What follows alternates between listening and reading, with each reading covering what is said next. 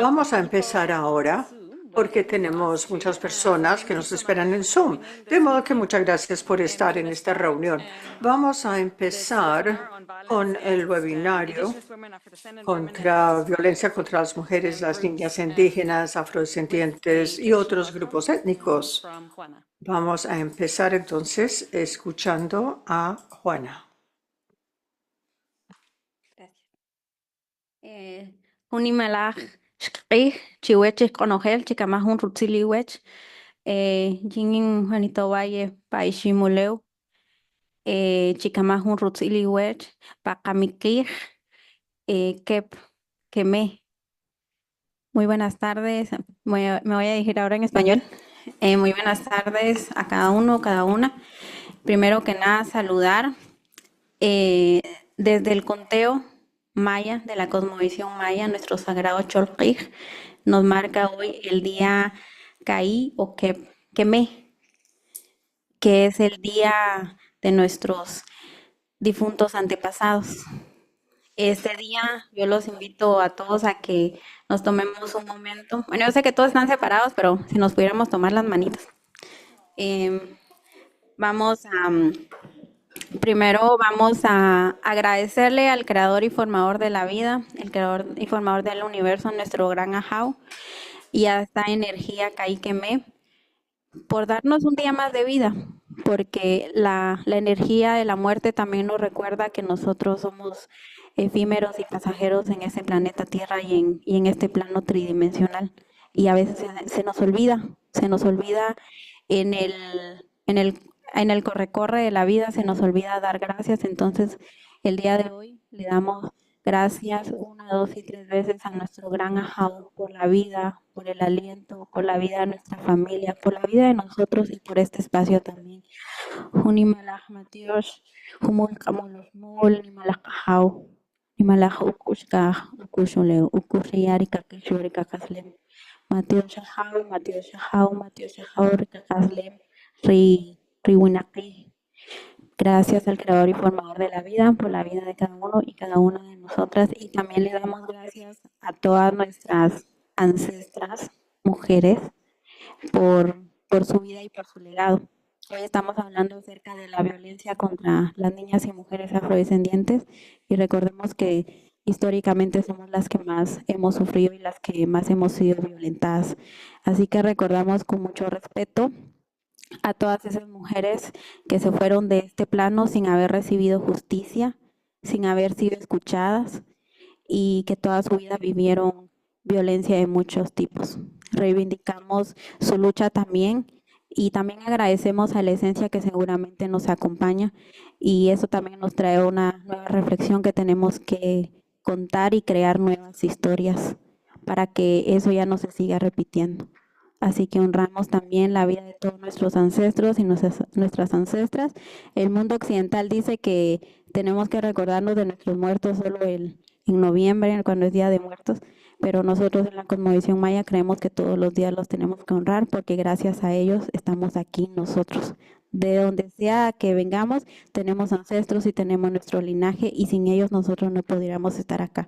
Así que elevamos un gracias, gracias, gracias a esas energías y una vez más agradecer el tiempo y el espacio a estas tierras americanas también y a los ancestros que pisaron estas tierras y que forjaron todas estas grandes ciudades y estos grandes monumentos. Matios. Muchísimas gracias. Continuamos. We can continue with the video from the Assistant Director. Podemos continuar con el video de la subdirectora. Distinguidos participantes, expertos, colegas, señoras y señores, es un honor darles la bienvenida a este diálogo tan importante, el lanzamiento del informe Violencia contra las mujeres y las niñas indígenas, afrodescendientes o pertenecientes a otros grupos étnicos en la región de las Américas, análisis transversal de la información. Este dato se celebra en el contexto de los 16 días de activismo contra la violencia de género, que es una campaña mundial que empieza el 25 de noviembre, el Día Internacional para la Eliminación de Violencia contra las Mujeres, y termina el 10 de diciembre, que es el Día de los Derechos Humanos. Estamos aquí hoy porque la violencia contra las mujeres sigue siendo una realidad devastadora en la región, con implicaciones sociales y económicas. Según la OMS, más o menos 1 en 3 mujeres o 3 niñas de 15 años o más de edad en las Américas han sufrido violencia física o sexual durante sus vidas. Sabemos que todas las mujeres son susceptibles a sufrir de la violencia, pero algunos grupos están a mayor riesgo de sufrir esa violencia. Entender la magnitud, la diversidad, los riesgos, los factores de protección, las consecuencias de la violencia contra las mujeres. Ese es el primer paso para poder eliminar todas las formas de violencia.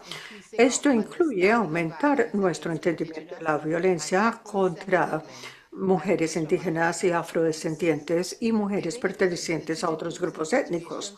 Hay que dar visibilidad a grupos en situaciones de vulnerabilidad. Eso es clave para desarrollar una política más equitativa de salud, diseñando intervenciones a la medida, asegurándose que nadie se quede atrás. Esta visión fue enfatizada por los Estados miembros de la OPS cuando apoyaron la estrategia y plan de acción sobre el fortalecimiento del sistema de salud para abordar la violencia contra la mujer en el 2015 y la política sobre etnicidad y salud en el 2017. Como respuesta y con el apoyo de Global Affairs Canada, la OPS desarrolló este informe sobre violencia contra las mujeres y las niñas indígenas, afrodescendientes o otros grupos étnicos que se lanza hoy. Este informe no hubiera sido posible sin la colaboración de muchos representantes de grupos indígenas, afrodescendientes, otras comunidades de otras etnias para empezar a pensar fuera de la caja y para tomar acción. Es gracias a ustedes que estamos aquí hoy. Es importante recalcar que este informe, este diálogo, son el primer hito en un esfuerzo de diseñar una respuesta completa a la violencia en todas sus formas, reconociendo la intersección entre diferentes tipos de violencia y los determinantes sociales asociados. Además, las mujeres, las niñas más afectadas. Es apenas el inicio de un proceso y esto requiere un esfuerzo colectivo y sostenido con todas las partes interesadas, con las comunidades, con las autoridades. Todos tenemos que participar. Contamos con ustedes para darle visibilidad a este tema de tanta importancia. Las experiencias de ustedes, su retroalimentación, la participación activa durante este conversatorio es indispensable, no solo para que este esfuerzo tenga éxito, sino también para identificar los pasos concretos que tenemos que tomar como región para ponerle fin a la violencia contra mujeres y niñas. La OPS está dispuesta a trabajar con ustedes y con otros aliados para fortalecer la protección y las capacidades de respuesta para que todas las mujeres y las niñas de la región puedan vivir vidas largas y saludables. Gracias por su compromiso, gracias por contribuir a este tema tan importante. Espero que tengan un intercambio muy productivo y que todos se lleven mensajes importantes. Muchas gracias. Eso es el mensaje de la subdirectora Rhonda Seeley Thomas y es la colaboración entre dos departamentos de la OPS. Ahora le doy la palabra a los dos directores de esos departamentos. Primero la palabra a la señora Jerry Eickelmans. Muchas gracias. Yo también voy a hablar en inglés, de modo que no sé si necesiten interpretación, pero bienvenidos. Es un honor, es un placer darles la bienvenida acá para esta reunión tan importante en donde vamos a hablar de la violencia contra las mujeres, especialmente contra mujeres que ya han sido dejadas atrás, las mujeres indígenas, indígenas, afrodescendientes, otros grupos afectados. Entonces, como ya dijo la subdirectora, esto se da en el contexto del Día de los Derechos Humanos y los 16 días de activismo para combatir la violencia contra las mujeres.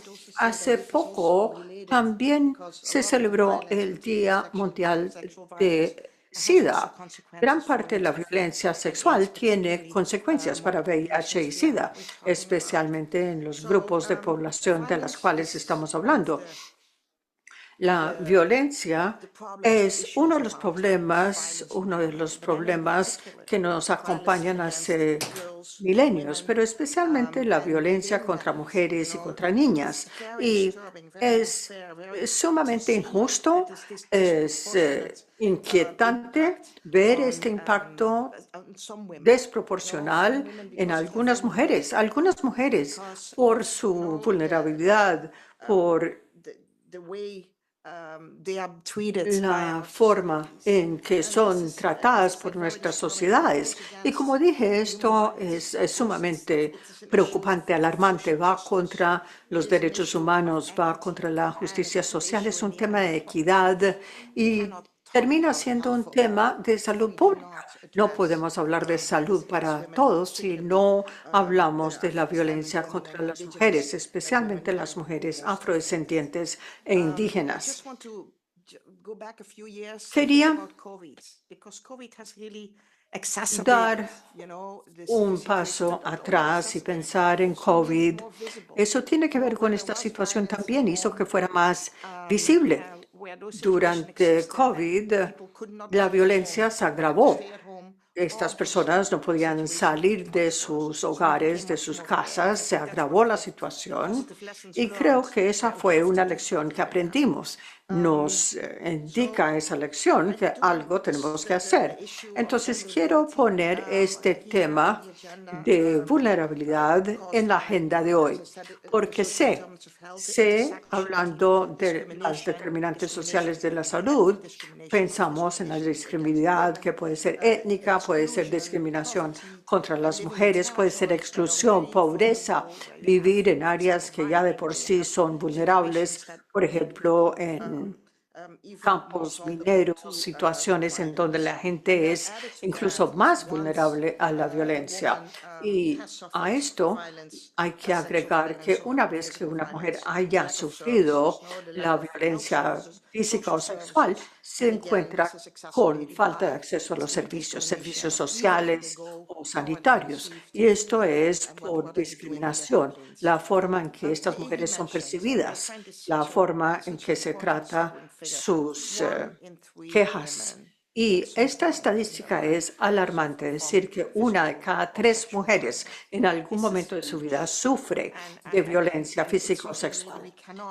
Ese número es enorme y no podemos hablar, como ya dije, de la salud universal si no corregimos esta situación.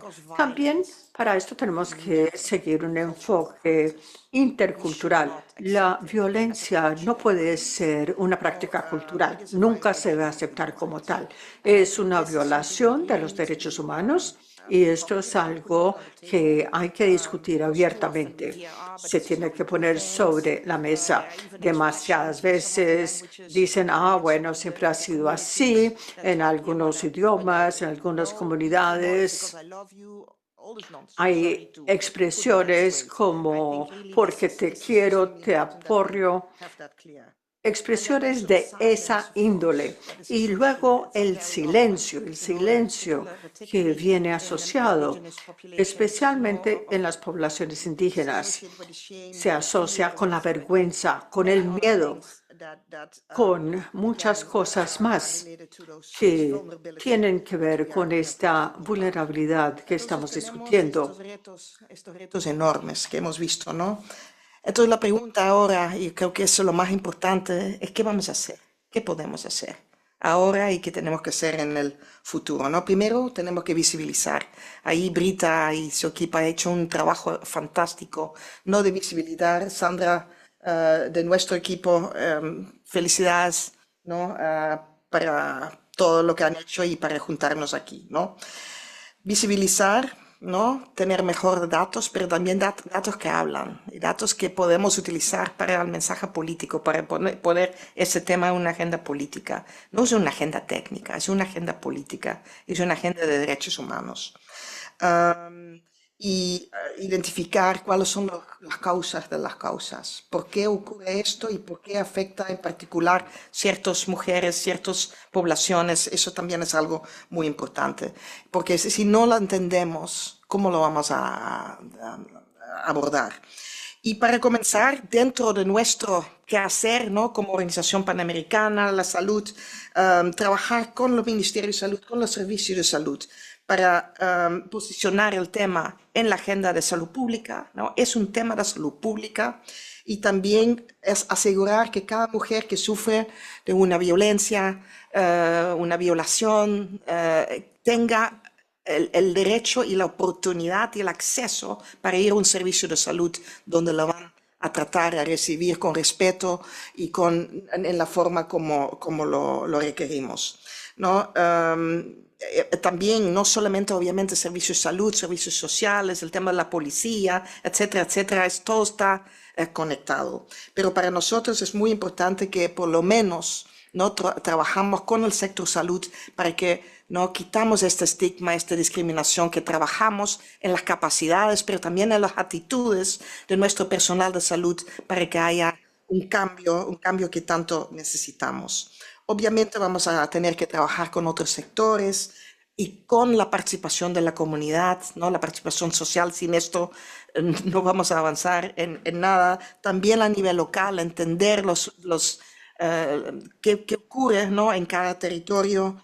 Y tenemos un camino largo por delante, pero yo creo que estamos aquí, que estamos con este compromiso,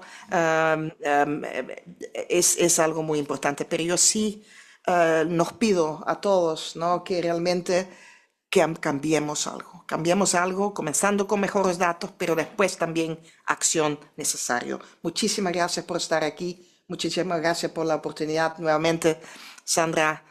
Brita, fantástico su trabajo. Gracias. Y a todos aquí, por favor, los más importantes de la mesa. Muchas gracias.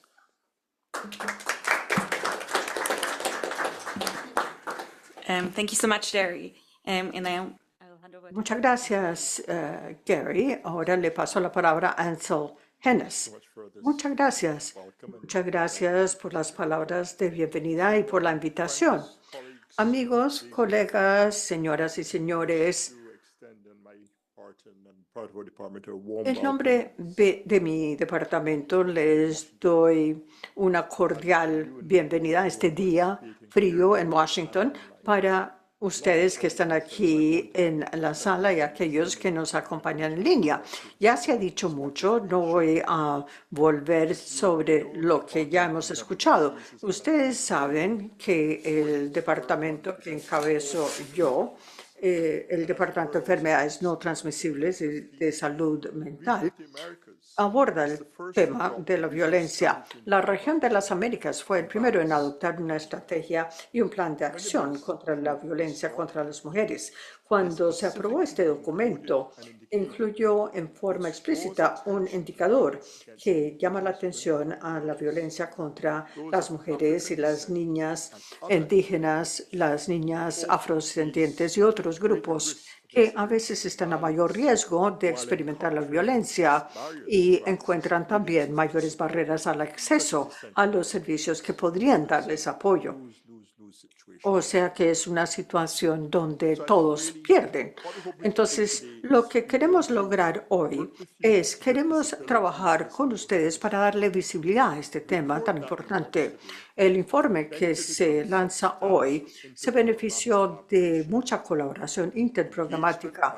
Trabajamos con expertos regionales, recibimos asesoría de representantes de pueblos indígenas y de grupos de afrodescendientes. Sin ustedes, sin los esfuerzos de ustedes, su colaboración, sus contribuciones, no podríamos estar acá hoy. De modo que realmente, como ya dije, quiero animarlos. Aprovechen este espacio para participar activamente en este intercambio. Juntos podemos identificar, podemos colaborar, identificando los pasos concretos que como región debemos dar para ponerle fin a la violencia contra las mujeres y las niñas. De modo que, de nuevo, muchas gracias por estar con nosotros, por su participación. Gracias por estar con nosotros apoyando este esfuerzo para ponerle fin a la violencia contra las mujeres y las niñas. Gracias. Muy buenas tardes a todos. Es un placer estar aquí. Yo quiero agradecer en primer lugar a todas las personas que nos están acompañando de manera presencial, colegas de OPS, y virtualmente creo que tenemos un número muy alto. Soy Sandra del Pino, asesora en diversidad cultural aquí en OPS, y ha sido un privilegio trabajar con mi colega Brita y todos los colegas del departamento en esta iniciativa interprogramática.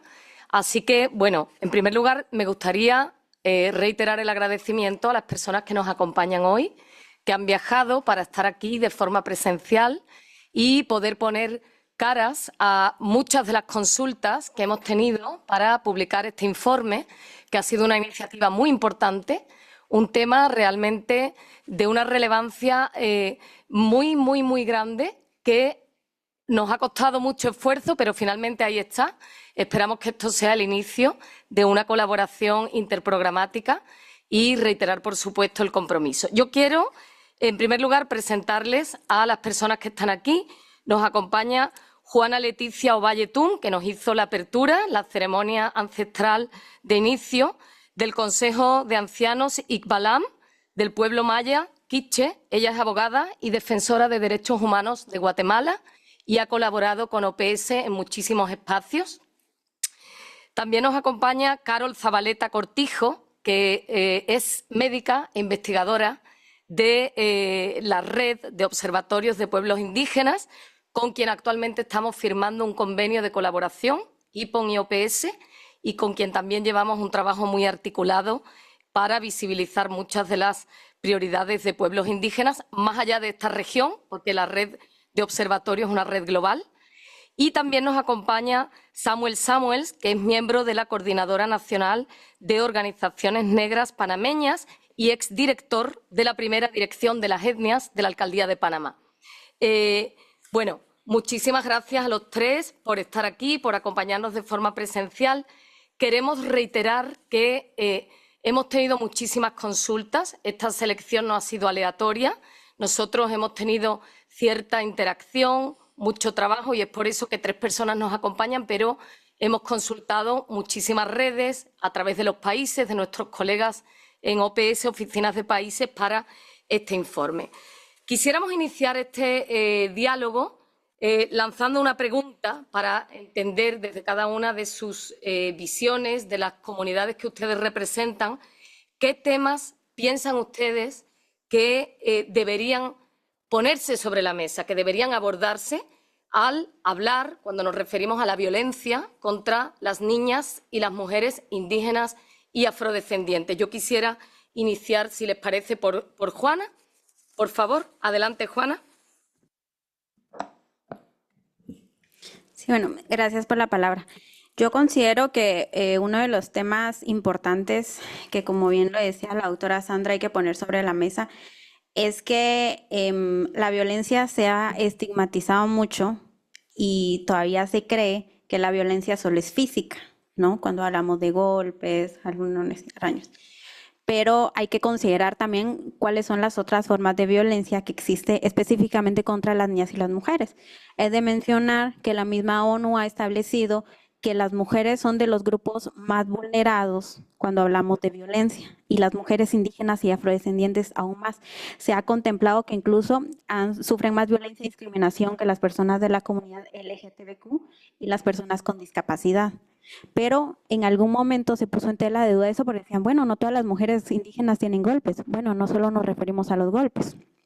¿sí? Tenemos la violencia psicológica, la violencia económica, la violencia verbal y muchas otras. Entonces creo que primero visibilizar esa parte, que hay que hablar de todas las formas posibles de violencia que podemos sufrir como mujeres y como niñas, para también por ahí abordar, ¿no?, esa parte, y a partir de ahí, primero generar líneas de conciencia diferente y segundo también generar acciones concretas para abordar esas temáticas tan importantes, pero no se puede abordar algo que se desconoce y que no se menciona todavía. Entonces, yo consideraría para empezar eso, y para eso también considero que es muy importante cuando hablamos de niñas indígenas y afrodescendientes, la importancia de los diálogos interculturales también, porque bueno, tal vez yo considero desde una perspectiva los tipos de violencia, pero tal vez las hermanas afrodescendientes o de otro pueblo indígena lo consideran diferentes. Entonces, ¿cómo vamos a saber eso? ¿Cómo podemos averiguarlo?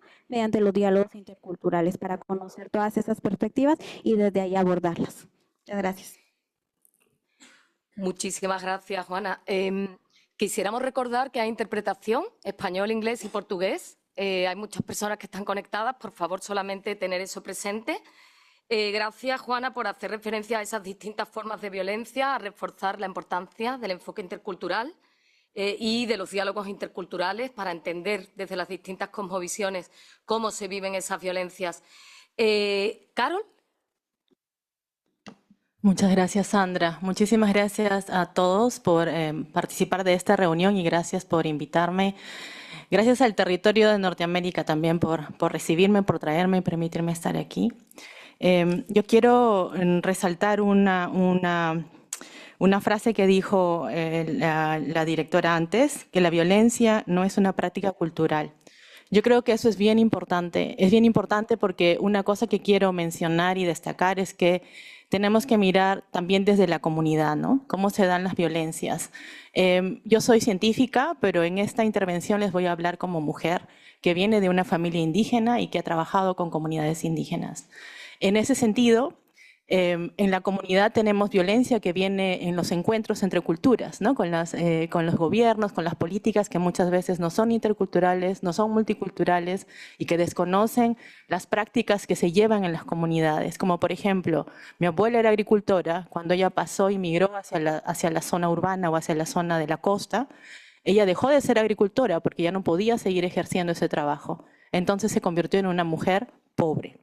En ese entendimiento de cómo vivimos en las comunidades y qué pasa cuando transitamos a otras zonas, también se generan estas violencias. ¿Qué pasa con una mujer medicina, con una mujer que tiene el conocimiento indígena en sus comunidades, cuando sale o cuando entra otra cultura o otras políticas que no están tomando en cuenta o no son sensibles a estas realidades?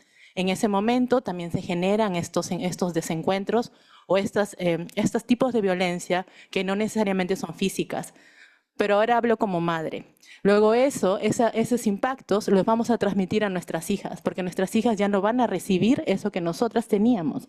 Nuestra conexión con la tierra, nuestra conexión con los alimentos, nuestra conexión con la medicina ya no va a pasar a nuestras hijas si es que no somos atentos y si es que, por ejemplo, el sector salud u otras autoridades no nos lo recuerdan, nos ayudan a recuperar eso para que nosotras podamos transmitirlo después a nuestras hijas. Otra cosa que quiero mencionar es dentro de las comunidades. Esa es la otra dimensión. Nosotros, como familias indígenas, tenemos ciertas formas de educar a nuestros niños. Dentro de esas prácticas también ocurren violencias. Y es difícil hablar de esos temas, porque es parte de nosotros. Eso es difícil. También necesitamos espacios para hablar de eso, de cómo educamos a nuestros niños, y muchas veces ahí hay formas de violencia. Además, tiene que ver también con prácticas que finalmente son miradas o entendidas como violencias sexuales, ¿no? Y cómo podríamos educar a nuestras propias autoridades indígenas, a nuestros líderes, a entender que eso no debe ocurrir. Y es lo que decían al inicio, ¿no? La violencia no es una práctica cultural. Y recientemente en Perú hubo una discusión muy grande acerca de violencia sexual contra niños y niñas indígenas. Y para mí ha sido muy, muy doloroso realmente ver que algunas autoridades hayan dicho que estas prácticas son prácticas culturales. Estas no son prácticas culturales y no deben existir. Gracias.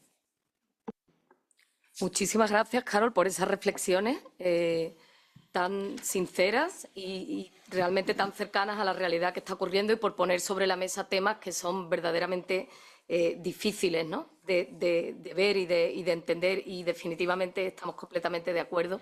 No puede entenderse la violencia como una práctica cultural. Esto es algo que las redes han venido reiterando en múltiples de los espacios que hemos tenido. Es inadmisible, ningún tipo de violencia es admisible y estamos realmente conscientes de eso. Samuel, por favor. Sí. Muchas gracias, muy buenas tardes a todos. Gracias por la invitación. La violencia contra los niños y las niñas, mujeres indígenas afrodescendientes es un problema grave en muchas de nuestras sociedades y requiere una atención cuidadosa y multidimensional. Hay algunos aspectos cuando hablamos de qué temas prioritarios, nosotros necesitamos 8 prácticamente, que es importante poder trabajar en cada una de nuestras áreas. El uno, la educación y la concientización, el fortalecimiento de los marcos legales, porque es importante tener acceso a la justicia. Si no tenemos acceso a la justicia, no sabemos cómo pelear por nuestros derechos. La protección integral de servicios de apoyo en los centros de protección y atención psicosocial, que es muy importante en algunos casos donde hay mucha trauma por situaciones de violencia. La participación y el empoderamiento, que también ayuda a estos grupos que han sido vulnerados por muchos años y la formación de líderes comunitarios a la vez también. Hablamos del enfoque cultural, sí es sensible, porque el enfoque cultural tiene en algunos casos, algunas situaciones donde el otro piensa de una manera y a la vez que piensa de otra manera, actúa de otra manera, discrimina, excluye y vulnera derechos de ciudadanos y ciudadanas. Y hay que tener ese conocimiento y ese respeto cultural en cada una de nuestras áreas. El respeto a la diversidad cultural, que es algo que debemos de poder compartir en nuestras áreas, el involucramiento de líderes comunitarios, que es parte de ese proceso, la prevención de la violencia desde la infancia, es un tema que debe venir de nuestros centros escolares de niños, la niñez en nuestros centros escolares, esa retórica negativa que hemos plasmado, que solamente hablamos de género y lo tipificamos a la mujer, pero no solamente es la mujer, estamos hablando del género, también es hombre, y son varios los grupos diversos que hoy tenemos en el siglo XXI que tienen que ser incluidos y no pueden ser vulnerados ni excluidos. Tenemos que cambiar esa retórica que a veces nosotros mantenemos ese mismo discurso por años, que ese discurso sigue causando estos actos de violencia y discriminación y exclusión en alguna forma. La investigación y datos desegregados es un punto principal que no tenemos. Nadie quiere tener datos y estadísticas de violencia en nuestros países y en nuestras regiones, pero es una situación que debemos de tener. Y por eso cuando yo leo y cuando yo hago todo este conjunto de situaciones y de temas prioritarios que analizamos, nos ponemos a la mirada de la política de necesidad de salud, que nos dio seis prioridades puntuales a nuestros estados, de trabajar generaciones de evidencia de muchos casos, porque cuando vamos a la realidad, esos casos de violencia física quedan en los centros de salud y en los hospitales, y no los contabilizamos, no los seguimos, y no trabajamos una mejor política en nuestro estado. Entonces, sí es importante, tiene un componente importante y un casamiento el tema de la estadística y la generación cuando vamos a los centros médicos para saber qué pasó en esa comunidad, qué le pasó a esa muchacha, qué le pasó a ese niño y poder contabilizar eso y tener una evidencia. Pero también yo hablaba anteriormente y decía que también hay que acercarse al ombudsman de nuestros países. Es importante que esas instancias también sean parte de este proceso, porque ellos son los que van a recibir estas estadísticas para poder generar políticas públicas y poder hacer campañas en contra de estas acciones que pasan en nuestras áreas. Entonces son aliados que tenemos que también sentarnos, y también el Ministerio de Educación. Yo tengo que decirlo, la educación desde la niñez es importante inculcar a nuestros niños y niños ir mitigando estas acciones de discriminación, racismo y de violencia entre ellos desde pequeños, porque desde niños vemos estas acciones con el bullying que ha tomado fuerza en los últimos años en algunos centros escolares, en algunos países, y que tenemos que buscar medidas de esto. Yo siento que también los diálogos interculturales, que muy bien lo mencionó Juana, ayudan mucho a poder llegar en ese espacio de conocernos, ayuda mucho a relacionarnos y a mitigar esas distintas brechas que tenemos entre culturas. Un día me decía, una joven nos decía a nosotros, afrodescendientes, ¿y eso cómo se come? ¿Eso qué es? Hasta el siglo XXI te preguntan qué es eso de afrodescendiente, qué es eso de negro. Entonces tenemos que hablarle a nuestra gente, porque la ignorancia histórica lamentablemente está. Nuestra historia no fue contada correctamente, fue excluida de nuestros libros escolares. Entonces tenemos que darle la información a nuestros niños y niñas. Tiene todo está dentro de ese círculo de historias vulneradas que hemos recibido en nuestras formaciones académicas en nuestros centros escolares. Entonces es por ello que tenemos que trabajar de esa manera y poder fortalecer estas instancias para asegurar que nuestros niños y niñas también sean protegidos verbalmente y físicamente en estas distintas acciones negativas que padecen. Muchísimas gracias, Samuel, por hacer esas reflexiones, referirte a ese abordaje y enfoque intersectorial, tocar varios temas que son clave, trabajo con Ombudsman, con sector educación, la diversidad cultural, el respeto. Muchísimas gracias. Quisiéramos ahora también escuchar de ustedes cómo consideran que el sistema de salud, y hemos oído ya algunas recomendaciones que obviamente tocan, pero tal vez de una forma más enfática, ¿cómo consideran ustedes que el sistema de salud puede fortalecer el apoyo a las mujeres y a las niñas indígenas, afrodescendientes, sobrevivientes de violencia? Juanita, por favor. Gracias.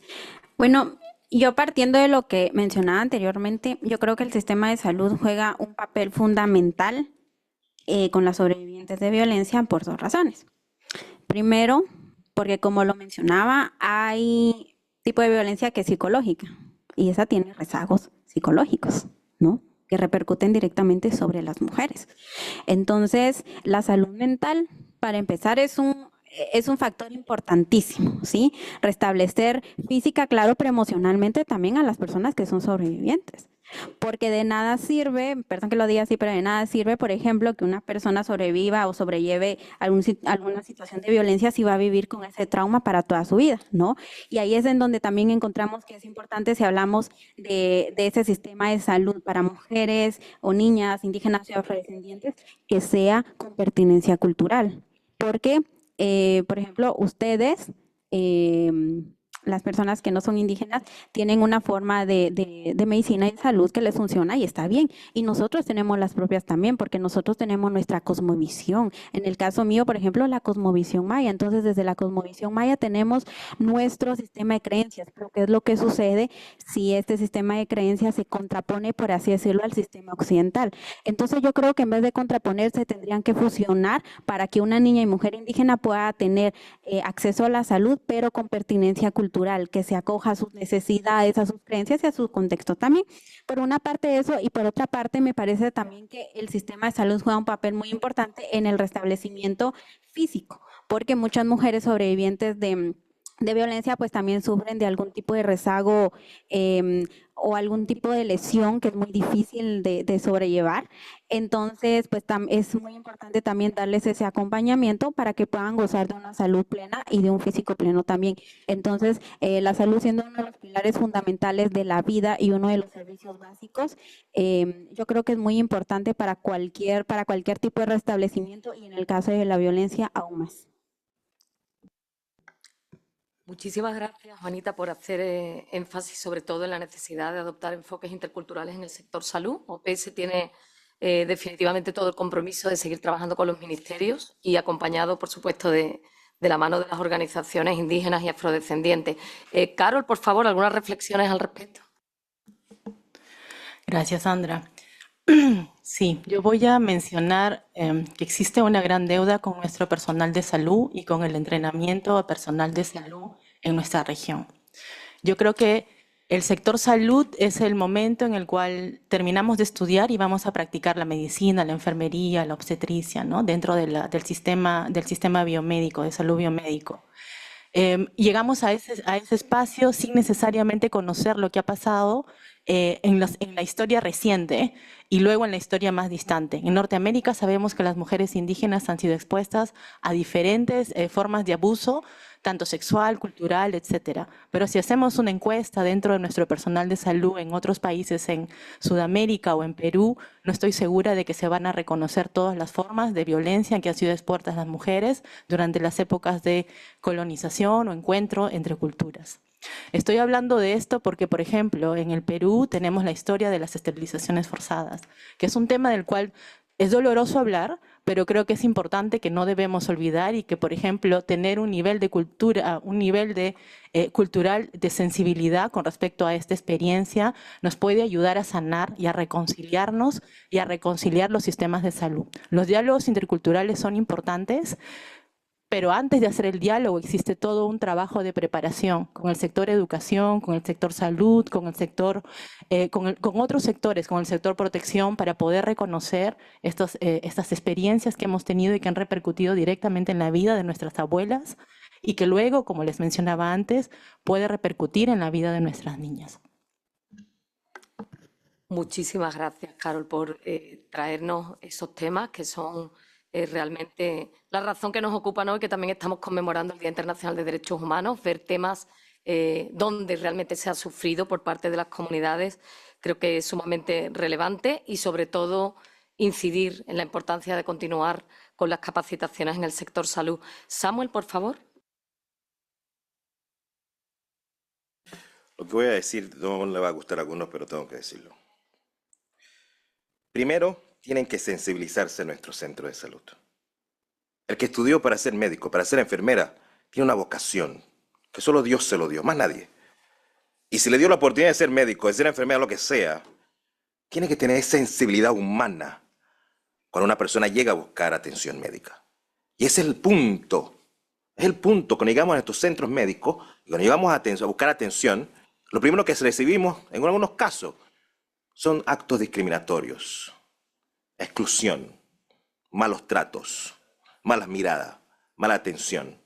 Y lo sufrimos los afrodescendientes, lo sufrimos los indígenas, lo sufren cualquier ciudadano que asiste a esta instancia. Yo puedo hablar de mi país, no sé de sus países, pero puedo estar seguro que pasa lo mismo.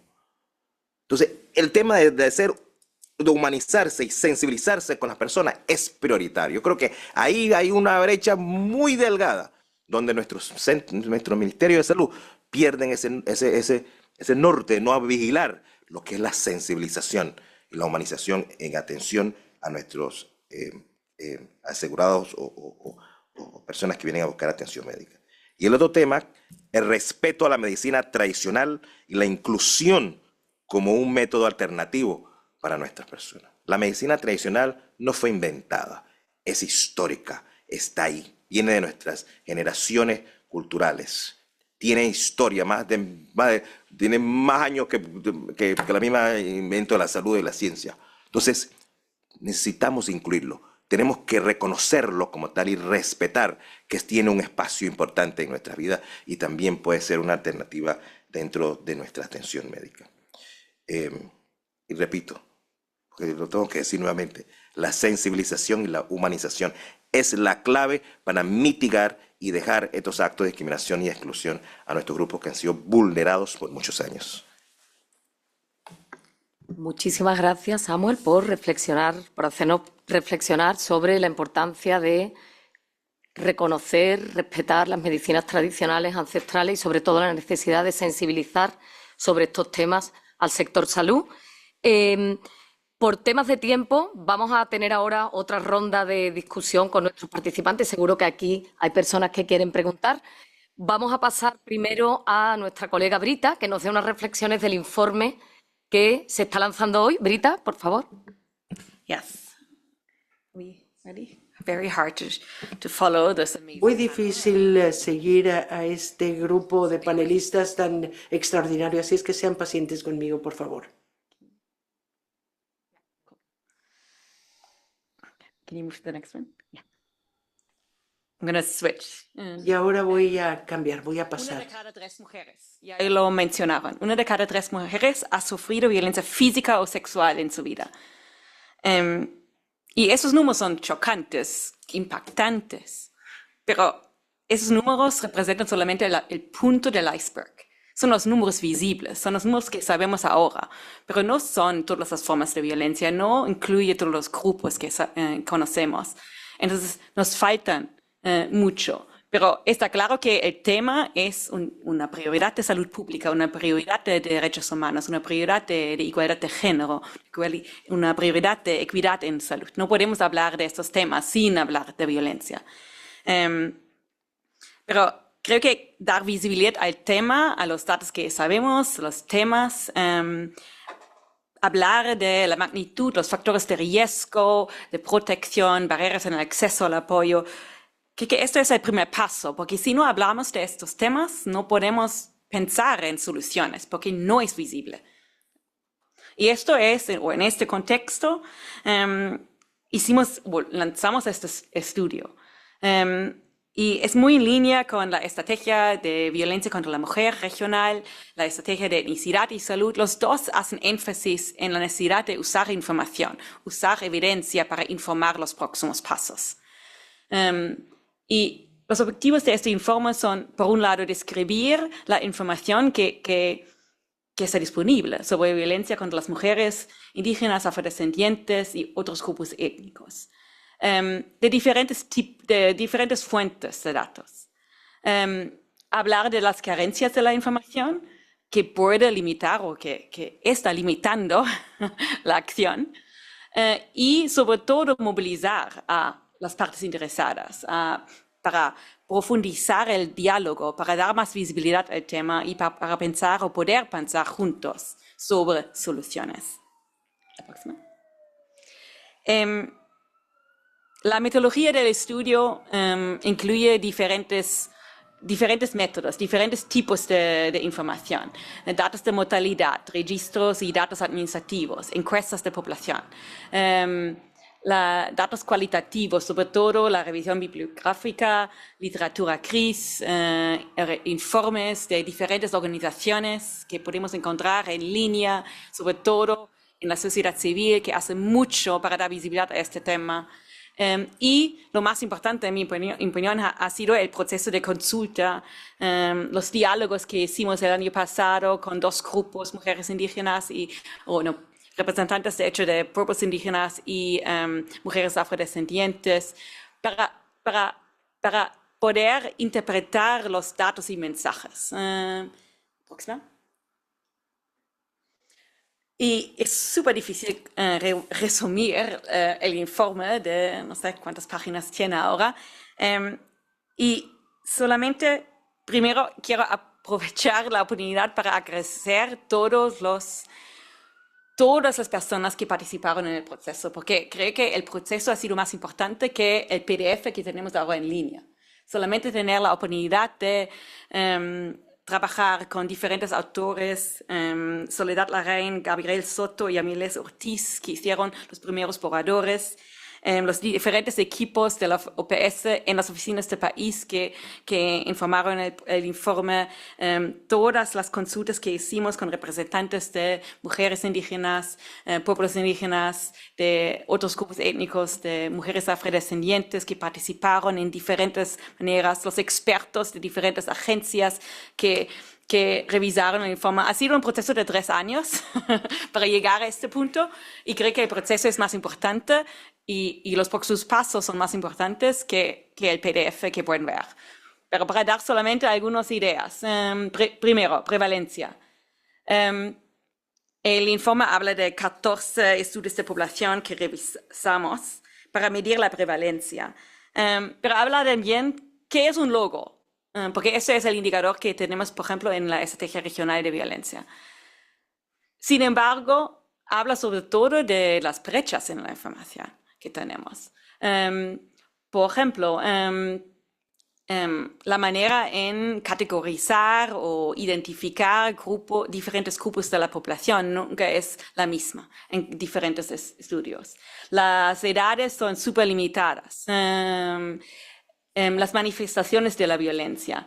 Claro que la gran mayoría de la literatura habla de violencia de pareja y violencia sexual fuera de la pareja, porque esos son los dos indicadores que a nivel mundial, en los ODS, en el plan de la OPS, en otros, pero pueden no ser las formas más importantes, más prevalentes, más impactantes de violencia contra mujeres indígenas, afrodescendientes y otros grupos étnicos. No sabemos o no tenemos suficiente información sobre todas las formas de violencia para poder decir lo que es más importante o más prevalente.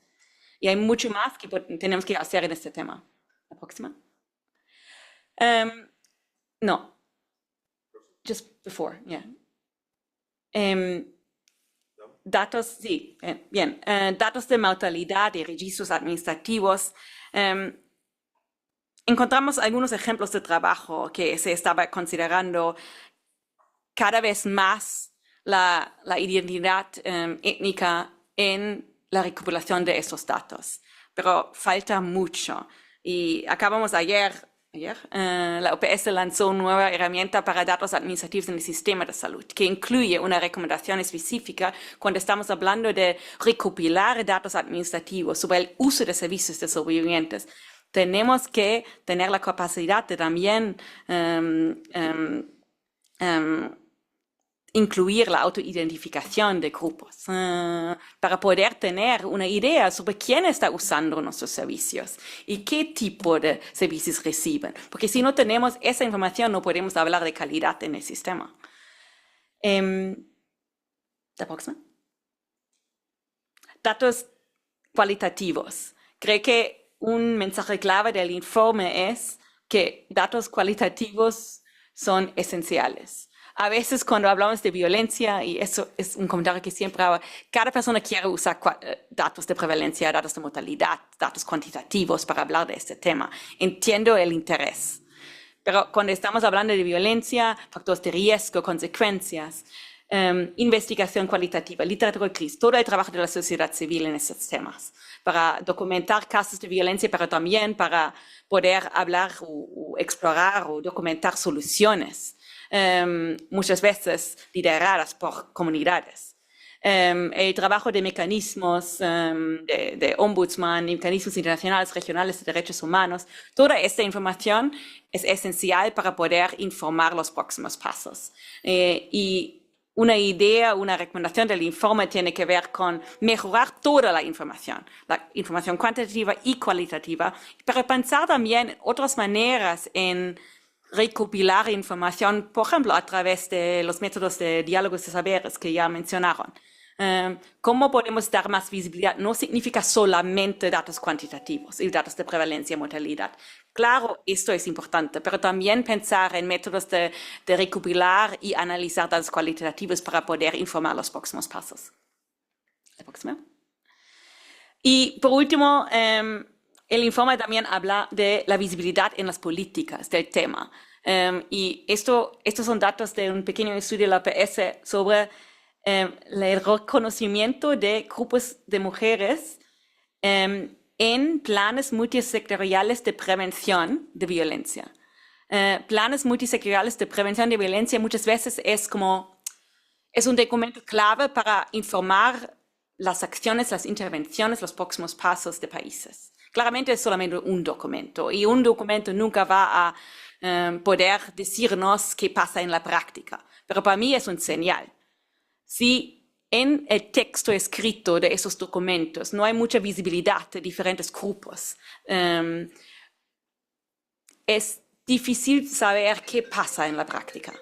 Porque si no comenzamos con dar visibilidad a las palabras, por ejemplo, pueblos indígenas, en el texto de una política, ¿cómo sabemos si en la práctica estos grupos son parte de la realidad y de la respuesta? Entonces, creo que tenemos una buena agenda en la agenda para aumentar la visibilidad de las necesidades y preferencias de todos los grupos en el diseño y la aplicación de las políticas, los protocolos, los servicios del sector salud, además de promover enfoques integrales de prevención. Y solamente voy a concluir aquí. Creo que hay dos o tres mensajes claves del informe. Primero, la necesidad o la importancia de continuar a trabajar en la mejora de la información en toda su diversidad. Por otro lado, ya sabemos mucho, ya sabemos que es un tema importante. No significa decir que faltan algunos datos, no significa que no podemos mañana comenzar con el trabajo de prevención, de verdad ayer. ¿No? Como no es que la falta de información o las carencias de información o algunas de las brechas de datos que el informe tiene, no significa no avanzar. Sabemos que es importante y podemos avanzar. Y claramente este tema necesita una respuesta integral que incluye diferentes sectores, que incluye diferentes instituciones y que incluye, hay muchos temas en común entre países para abordar, que incluye todo el trabajo de comunidades, de organizaciones de la sociedad civil. Sobre todo el tema que durante el proceso y también en los mensajes del informe, la idea o el concepto de participación social. Si estamos hablando de soluciones para este tema, es esencial pensar, consultar, trabajar y liderar este trabajo con comunidades en toda su diversidad para poder entender dónde estamos y qué es el próximo paso que es factible. Y solamente para decir que este informe está disponible en la página web, les invito a echar un vistazo, pero en mi opinión es el primero de su tipo en el sentido, es la primera vez que la OPS desde hace muchos años habla de este tema. El indicador los Estados miembros crearon en 2015 y ha sido un proceso para llegar a este punto. Pero para mí es un hito, pero solamente es un primer paso. Claro que hay mucho por hacer, mucho para hacer. Y la idea del informe no es crear una lista exhaustiva de todas las soluciones o de describir toda la información disponible sobre este tema. Creo que eso es imposible. Pero si no damos visibilidad a lo que sabemos en este momento, si no creamos estos diálogos, si no creamos esos procesos de consulta y participación, el tema permanece invisible. Y para mí, como falta de información o falta o brechas en la información, nunca es una razón por la que no podemos hacer un evento así, hacer una consulta, trabajar mañana sobre las soluciones. Y esto es el mensaje, creo, y esto es la idea de este proceso largo para poder como seguir trabajando juntos y juntas en este tema. Gracias. Muchas gracias, Brita, por hacernos las reflexiones sobre el informe que se lanza hoy, que definitivamente es un punto de partida. La idea es seguir trabajando juntos. Tenemos todo el compromiso y a seguir trabajando sobre todo con las redes de la región. Yo quisiera aprovechar que tenemos algunos colegas aquí en la sala para ver si alguien tiene alguna pregunta para los tres participantes, para uno de ellos. Le estamos dando el privilegio, antes de pasar a las preguntas que tenemos en línea. Creo que tenemos a algún colega ahí con la mano en alto. Alex, por favor. Gracias, buenas tardes. Soy Alex Camacho, jefe de reducción de riesgo interino del Departamento de Emergencias en Salud. Primero, felicitarles por el trabajo realizado. Gracias por la invitación. El trabajo, el conocimiento indígena en la reducción del riesgo de desastres es vital, es clave para alcanzar esa equidad en salud que tanto anhelamos y principalmente durante situaciones de emergencias en salud como ya pasó durante el COVID y por supuesto frente a todos los desastres que anualmente tenemos. ¿Qué aspectos ustedes creen que son relevantes o prioritarios a trabajarse desde el sector salud en relación al conocimiento indígena y la reducción del riesgo de desastres? Esta pregunta va para cualquiera de los panelistas que desee responder. Gracias. Juanita, ¿quieres iniciar tú? Bueno, ahí estaba hablando acerca de los conocimientos ancestrales y la reducción de desastres, ¿no? Solo quiero aclarar que aquí hablo desde la perspectiva Cosmovisión Maya. Nosotros consideramos que todas las cuestiones ambientales también son producto de la falta de conciencia humana, y eso es algo que nosotros siempre hemos resaltado. Entonces, cuando hablamos de reducción de desastres, nosotros lo tomamos desde el punto de vista, podemos prevenirlas toda vez tomemos conciencia de, ¿no? Por ejemplo, allá en Guatemala, sin mencionar nombres de lugares, tenemos sierras grandes en donde luego vienen y talan todos los árboles. O sea, no hay que ser tampoco muy inteligente para saber que va a venir una gran lluvia y toda la sierra se va a venir para abajo porque los árboles ya no lo sustentan, ¿no?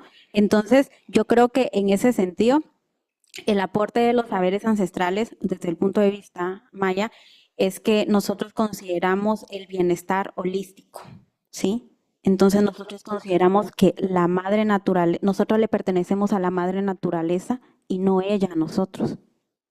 Entonces, si nosotros le pertenecemos a la madre naturaleza, nosotros tenemos que cuidar de nuestra casa, porque si cuidamos nuestra casa, nos cuidamos a nosotros mismos.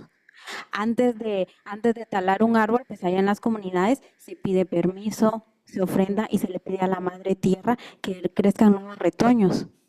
Entonces nosotros tenemos que, desde la cosmovisión maya, el aporte que, bueno, aquí le llaman aporte, pero para nosotros es parte de nuestra cotidianidad, es entender que nosotros no le tenemos que hacer daño a la madre tierra.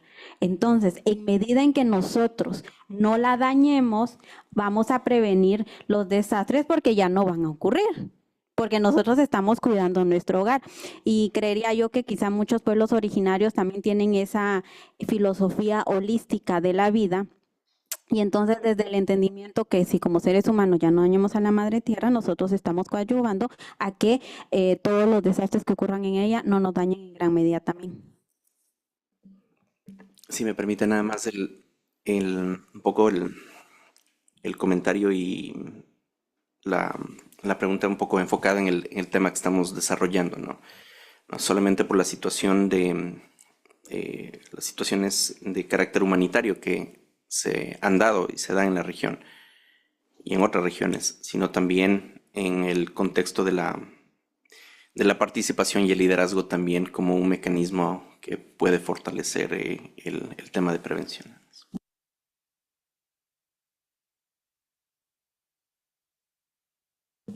Bueno, gracias. Voy a hablar un poquito desde mi experiencia como investigadora, y mi trabajo es en cambio climático y salud de pueblos indígenas, ¿no? Y también seguridad alimentaria.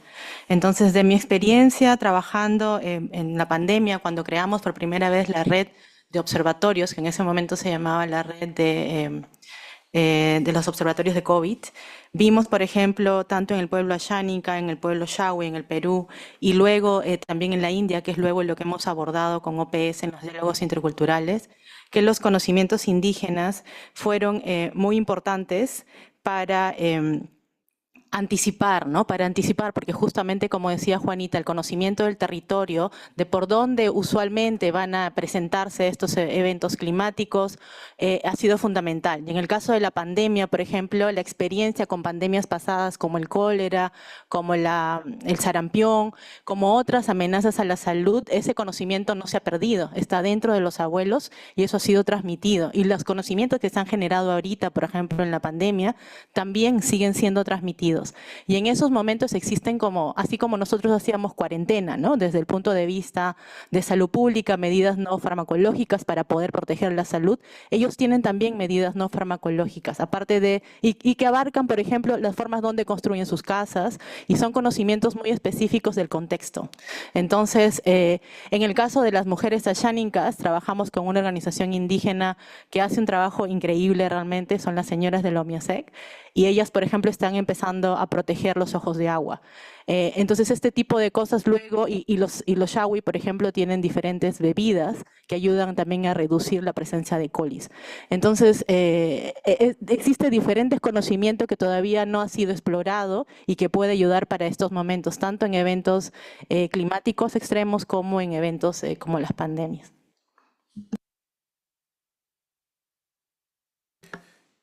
Sí, mire, nosotros tuvimos una experiencia en Panamá cuando estuvimos en la dirección de las etnias en colaboración con la Universidad de Panamá, Ministerio de Salud y también con OPS y con el gobierno de Canadá que participó en este proceso de acceso a la vacunación. Hicimos algunas encuestas en territorio, en algunas comunidades específicas donde viven poblaciones indígenas y afrodescendientes.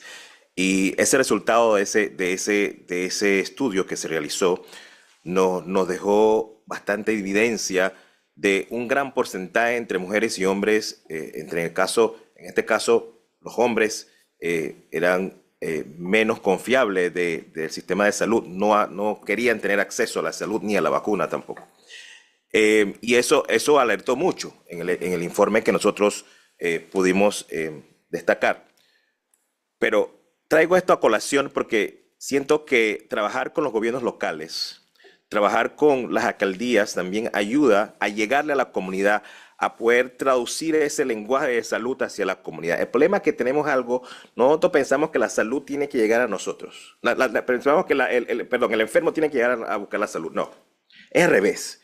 La salud tiene que ir a las comunidades, tiene que hablar el mismo idioma de las comunidades, sea indígena, sea afrodescendiente, tiene que hablar el idioma, tiene que meterse ahí, porque no puedes desde afuera caer a implementar políticas que no van a cumplir, no se va a dar, no se va a dar. Ningún cacique, ningún SAIL va a permitir que tú vengas a implementar algo que no has discutido con el Congreso, en el caso de Panamá. Entonces, hay que cambiar esa mentalidad. De poder hacer ese enfoque de participación y incluir a los actores que tienen acceso a la comunidad, en estos casos las alcaldías y los gobiernos locales. Y quiero decir que fue efectivo. Nosotros pudimos incluso poder tener mucha evidencia y mucha documentación que se hizo gracias a OPS Washington, OPS Panamá y Canadá, la Embajada de Canadá que nos apoyó. Dudas sobre la vacunación, pudimos llevarle la información sobre la vacunación a las comunidades, pudimos hablar de la vacunación y las consideraciones sobre la fe cristiana, que también los hermanos de la fe tenían recepción sobre la vacunación. Entonces había que llevarle información, había que llevarle datos para que pudieran ellos conocer y conversar con el público general sobre el COVID. Eso lo hicimos nosotros. Es factible. Pero cuando nosotros pensamos tener programas o tener algún proyecto y pensar que nuestras autoridades lo van a implementar de tal manera que va a ser efectiva, no vamos a tener resultados. El COVID demostró al mundo que no hay ningún país que se salva o que tenga buena salud. El COVID destruyó ese pensamiento de grandes países que estaban mejor preparados en materia de salud. Entonces, esta es la oportunidad de cambiar esa forma de llevar la salud. Hay un país que yo admiro solamente en materia de salud, o política no, pero que es Nicaragua. La salud va a las comunidades. Un ejemplo que debemos de copiar. La salud es la prioridad para la comunidad en todo el sentido de la palabra. Y eso es lo que tenemos que hacer, respetando los valores culturales y étnicos de cada uno de ellos. Y yo soy muy enfático en eso. Nosotros en nuestra administración aseguramos incluso de capacitar a personal que apoyó en materia de salud en nuestras comunidades. Porque sin información y sin capacitación, ¿qué vamos a enseñar? ¿A quién le vamos a hablar? ¿Y de qué le vamos a hablar? Y reitero, la política de necesidad de salud es una herramienta que tiene bastante fuerza. El problema es que algunos gobiernos y algunos estados no lo han querido implementar. Pero ahí hay acciones afirmativas que nos ayudan a tener mucha evidencia para poder mitigar algunas acciones que afectan el hoy en materia de salud. En materia de evidencias, generación de evidencias. Nosotros ya podemos decir que ya por lo menos tenemos en el registro médico la variable étnica dentro del registro médico en Panamá. Eso no existía antes. Ahora estamos buscando el acceso a tener la estadística de las diferentes enfermedades crónicas. Ya fue un decreto. En el pasado gobierno fue una realidad, ¿no? Entonces, esas acciones ayudan a mejorar el sistema de salud. Y reitero, también a humanizar y a sensibilizar a esos funcionarios que están en esa área de primer punto de atención hacia nuestros asegurados y ciudadanos. Gracias. Yo quiero pasar a la doctora Jerry, que creo que tiene que retirarse. Sí, no, sí, lo siento muchísimo, me está llamando al director, disculpas. Mira, yo quiero decir nada más un par de cosas. Yo creo que vamos a necesitar un cambio de paradigma. ¿No? Esto todo lo que ustedes lo dicen en diferentes palabras, ¿no? Primero, ir más allá de los promedios, ¿no? pero los promedios no dicen absolutamente nada. Usted, ¿no? Tenemos cada uno, hay 2 manzanas, yo tengo 2, usted 0, pero en promedio tenemos cada uno una manzana. No dice nada. Tenemos que hablar y trabajar sobre discriminación, sobre racismo, sobre la misoginia, ¿no? En su peor forma el feminicidio. Todos estos temas tienen que estar sobre la mesa para poder abordarlos.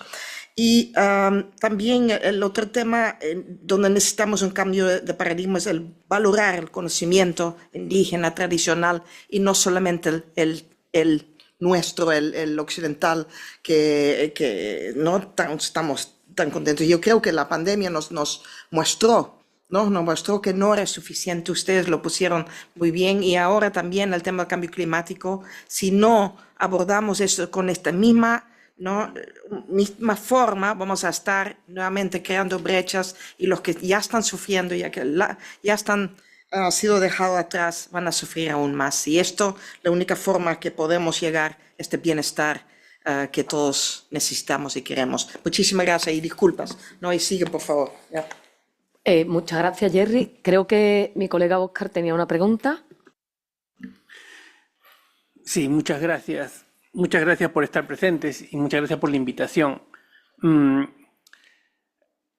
El tema que nos ocupa, el de violencia, tiene 2 áreas explícitas de concentración. Por un lado, la pertenencia étnica, indígena, afrodescendiente y otras pertenencias, y por otro, de género, son mujeres y niñas. Estamos hablando entonces de violencia en mujeres y niñas, afrodescendientes, indígenas y de otros grupos étnicos. Y sabemos que mucha de esa injusta concentración de la violencia en esos grupos, indígenas y mujeres, afrodescendientes y niñas, son expresiones de la discriminación, la exclusión y otras formas de opresión que vienen del colonialismo.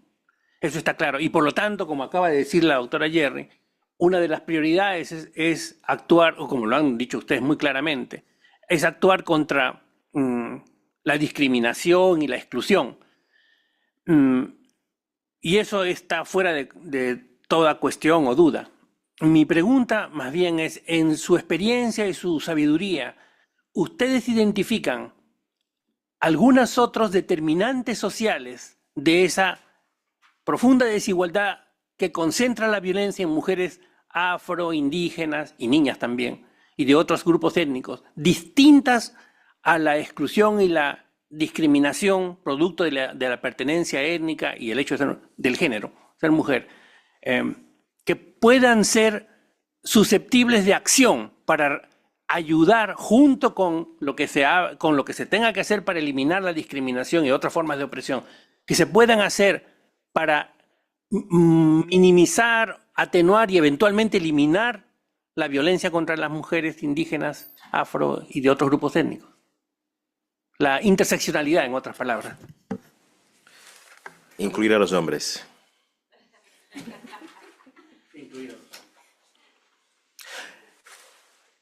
Nos reímos, pero es una exclusión.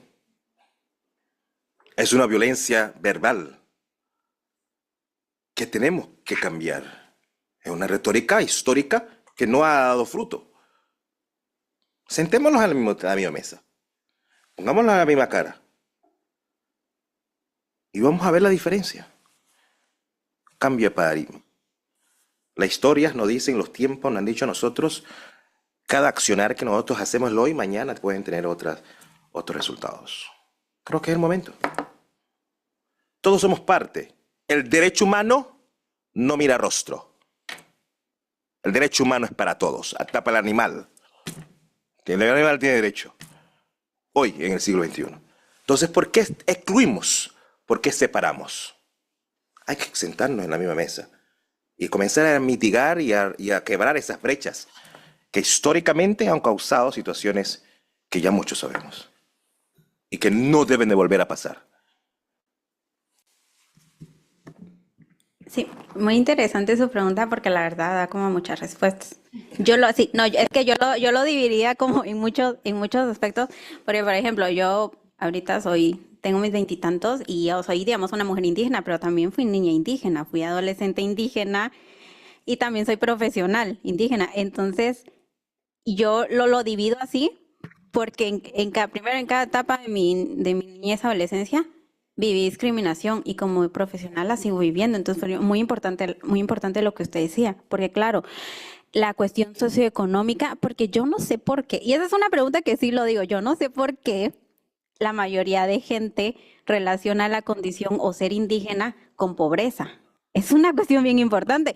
Entonces, por ejemplo, yo me acuerdo, brevemente lo voy a contar, yo pues me tuve que mover para poder estudiar con mi familia, nos tuvimos que mover a un área más urbana. Yo me acuerdo que yo estaba en la primaria y a mí me meten a un concurso de oratoria en cierto lugar, entonces yo tenía que abrir una cuenta de ahorros. Entonces mi mamá se fue conmigo a abrir mi cuenta de ahorros. Y llegando y preguntamos cuáles eran los requisitos para abrir la cuenta de ahorros y le dicen a mi mamá, tiene que saber leer y escribir. O sea, a mi mamá le dijeron eso. O sea, nomás nos vieron porque, o sea, ustedes así como me ven a mí, yo haciendo todo el tiempo porque es mi indumentaria. Entonces, allá en Guatemala, todas las mujeres indígenas andamos con nuestra indumentaria y nos ven así, y o es analfabeta, o no sabe hablar el español. Y entonces, por eso le digo, muy importante como dividir esas partes, porque claro, en nuestras comunidades, lastimosamente, comunidades indígenas, sufrimos violencia porque se ha normalizado. Esa es una realidad. Y se ha normalizado tanto incluso entre mujeres.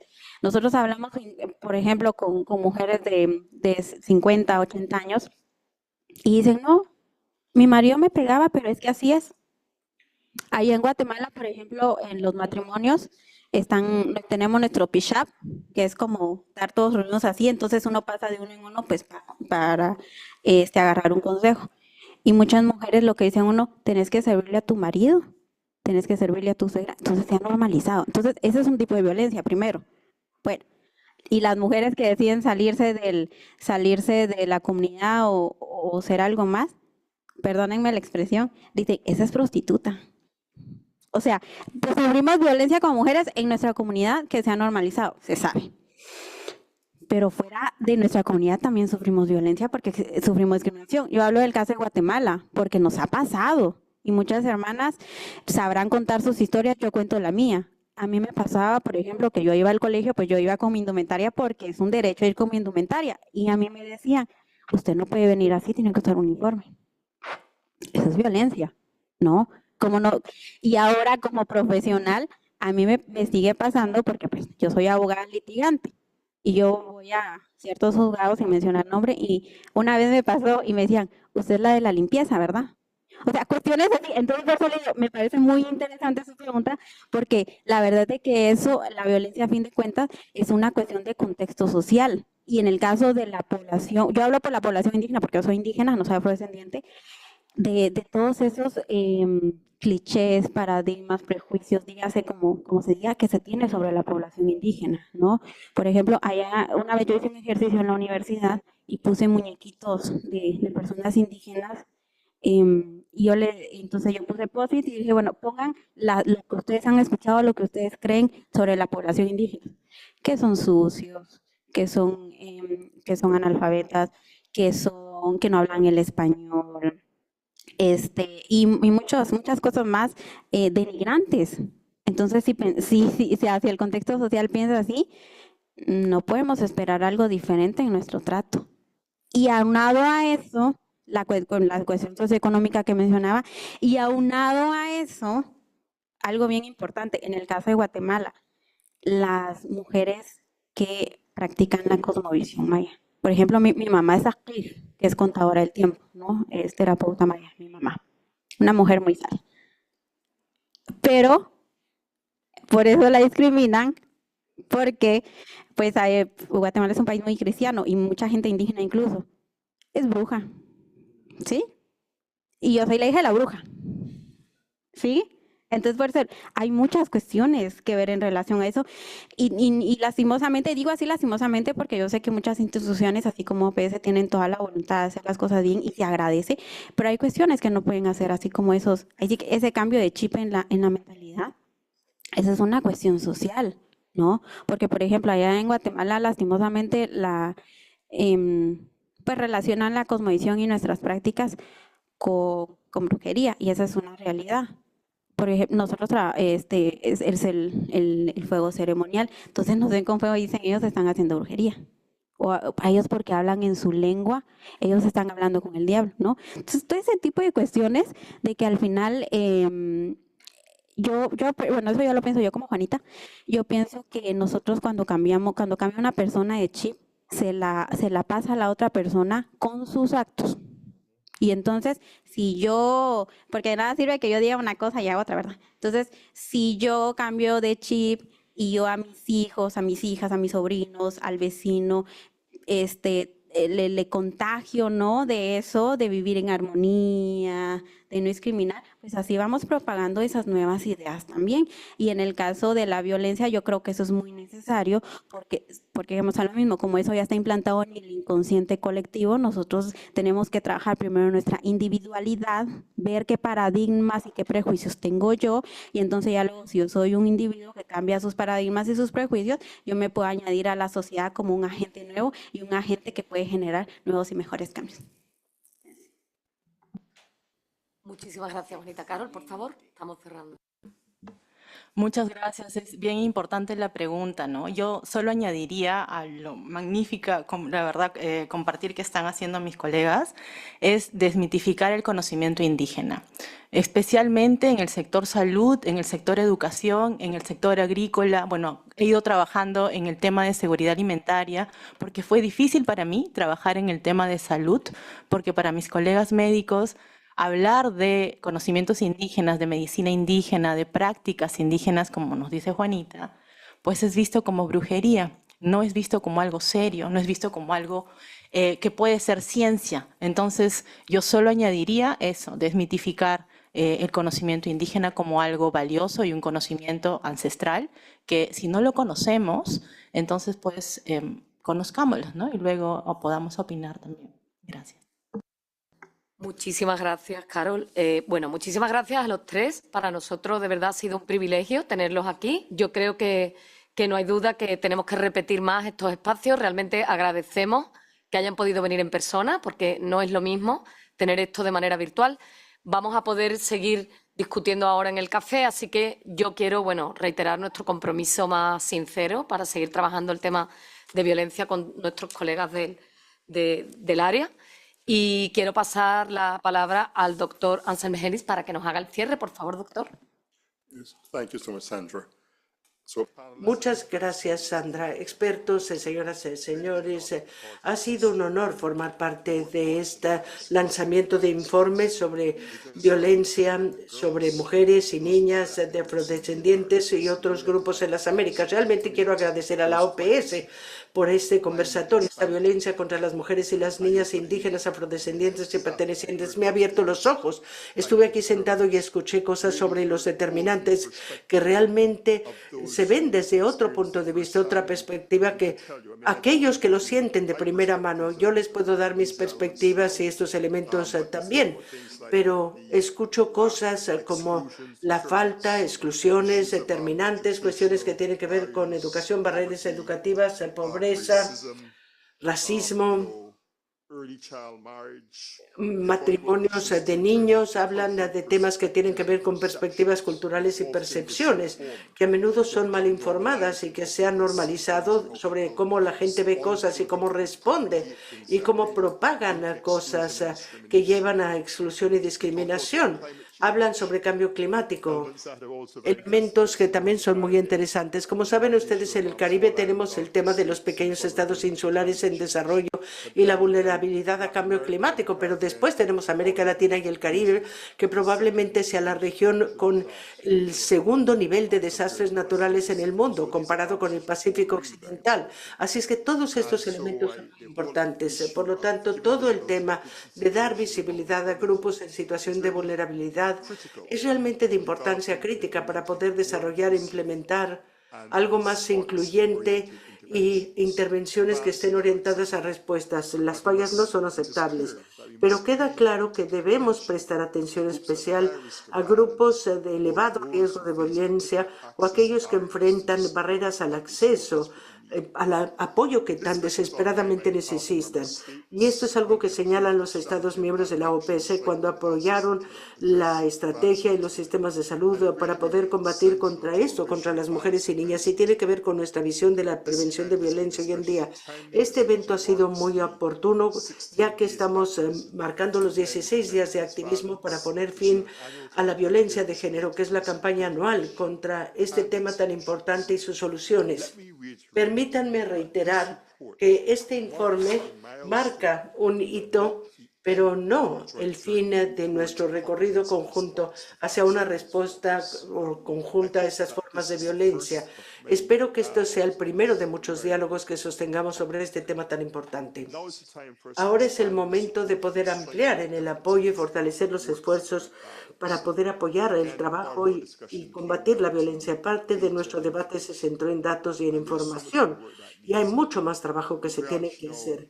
De hecho, ahora estamos trabajando para plantear el argumento claro de que hay datos o fuentes de datos suficientes que habrán de justificar indicadores de violencia de género que han tenido un impacto en los indicadores para la organización. Y esa es una lucha constante para poder hacer eso, pero esperamos, porque pensamos que este tema es muy importante y realmente trabajamos para lograr esto. Ahora es el momento de reintegrar nuestros compromisos y diseñar e incluir intervenciones centradas en las personas que responden a la violencia en todas sus formas. Ha llegado el momento para que la región se una y conduzca acción para prevenir violencia contra mujeres y niñas en todas sus diversidades. Estamos listos para seguir trabajando con todos nuestros socios para fortalecer la prevención y la capacidad de respuesta para que todas las mujeres y niñas en la región puedan vivir libres de violencia y disfrutan una vida saludable, duradera y larga. Muchas gracias por su participación, sus contribuciones, y esperamos acompañarlos en este recorrido para eliminar y poner fin a la violencia contra mujeres y niñas. Gracias.